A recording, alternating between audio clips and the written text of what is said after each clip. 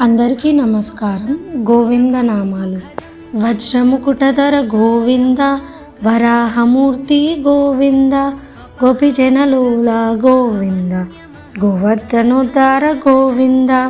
వజ్రముకుటధర అంటే అతి విలువైన వజ్రాలతో కిరీటం ధరించిన గోవింద. తిరుమల కళ్యాణోత్సవంలో ఆకాశరాజు సమర్పించిన వజ్ర కిరీటాన్ని ధరించిన వెంకటేశ్వరుని సూచిస్తుంది. వరాహమూర్తి గోవింద. వరాహమూర్తి అంటే వరాహ పంది రూపం ధరించిన గోవింద. హిరణ్యాక్షకుడు భూమిని సముద్రంలో ముంచినప్పుడు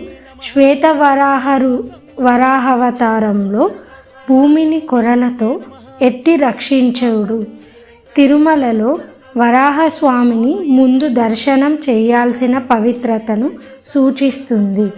గోపిజనలోల గోవింద. గోపిజనలోల అంటే గోపికలు ఆనందపరచువాడు.